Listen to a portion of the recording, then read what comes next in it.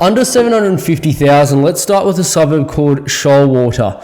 So look, Shoalwater is a suburb in sort of Rockingham, so it's just about 40 or so K south of Perth CBD, 40, 50 K south. Look, Shoalwater is a seaside suburb. It's basically the point of Rockingham, should I say, and it's surrounded by beautiful waters like this, so you can see just, that's sort of the just bay and outer reef and the rocky foreshore there. A lot of people just pull up, go for a swim, go for a snorkel, go for a fish. A lot of people go looking for crays around there.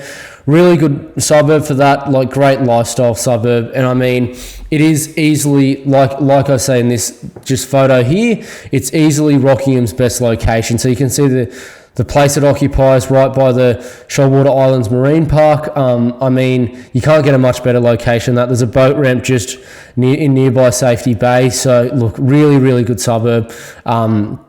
It's up towards about the $700,000 mark, which is pretty cheap for where it's at. It actually hasn't grown as much as its neighbouring counterparts, which is really good because it does tend to be a bit of an older money suburb and have a little bit higher income demographics, which is good. A lot of long-term residents actually happen to live there too, which also adds to the demand. Look, another suburb I want to consider for people is a suburb called Nollamara. So look, this is actually just close to Perth. It's not overly far away from Perth either.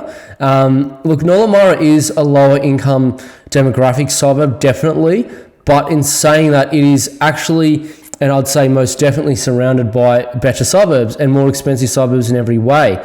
But the reason I really like this suburb is it's actually not necessarily because of price or anything, should I say, like having more expensive sort of surrounding suburbs. It's actually because it's a cheap suburb that's non-mortgage belt. Now, what do I mean by that? Look, your mortgage belt suburbs generally, right, are suburbs where they have a large sort of proportion of home buyers that are first home buyers or have very high LVRs. Nollamara, funny enough, isn't one of those, which is very rare in Perth. So this is just off Census 2021. You'll notice here that you got a median weekly household income of $1,492 and then median monthly mortgage repayments of $1,582, which is crazy because it means that basically a week someone can nearly afford their mortgage repayments, which is quite rare in a quite, should I say, cheap suburb that's not a new estate in Perth, right? So you're not going to find that in many places, particularly throughout this whole boom, but this is definitely a suburb that longer term will probably do pretty well.